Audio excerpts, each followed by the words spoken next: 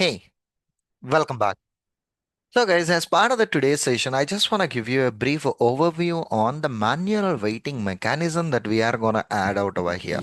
See, the thing is, by default, there is an automatic synchronization in certain situations. Wherever you want to wait for a specific element, you will be using this particular syntax: wait for the desired element to be visible, and the timeout it's gonna be with the timeout. You just need to specify that particular timeout, how much time you want to wait for.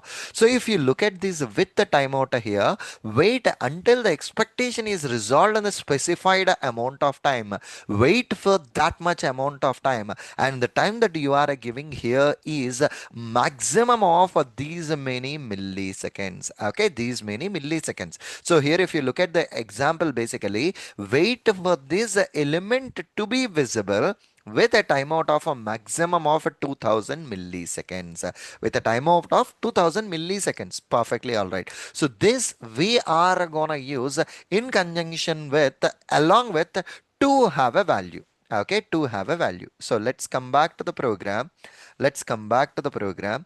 I'm creating a new program to verify expect using to have a value async. Okay, let me create a new program. Basically, if you observe the basic program, what it has generated for us, if you look at it, it's a clicking on a text fields, it's a tapping on a first text field, entering a value as a detox, and it is pressing a return key. Now, in this situation, what you need to do here is we need to wait for that particular element to be visible or to have that particular value. Either of the cases that we can use it. So copy this particular command, come back to your editor, just place that command here.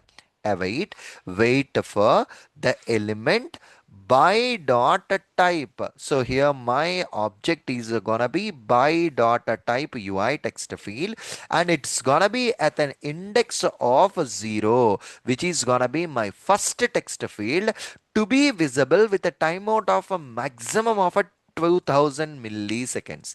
I'm converting this particular command, instead of a to be visible, I'm changing it to a to have a value. So guys, I'm not doing that. My copilot is giving me that suggestion. I'm simply accepting that. It should have a value of a detox with a timeout of a 2000 milliseconds. That's what it is specifying. Okay, that's what it's just specifying for me. Okay, so just copy this, select this complete line and have a look into the code again. So it's entering the detox and it is waiting for the visibility, and also it is waiting for that particular element to have a value, and a maximum time that it's waiting here is at 2000 milliseconds. So wait for is an explicit wait mechanism that you are using, which we can consider it as a manual wait, and we are specifying the timeout value as a 2000 milliseconds. Okay, so perfectly all right. Let me try to run this particular program and check it out whether the script is executing successfully or not. Okay, so it should enter the value, and then it should wait for that much amount time, and the program got executed successfully. So this is the way. So how exactly you can validate it to have a value along with a wait for, which is a manual wait mechanism. Okay, perfectly all right. See you again in the next session. Thank you.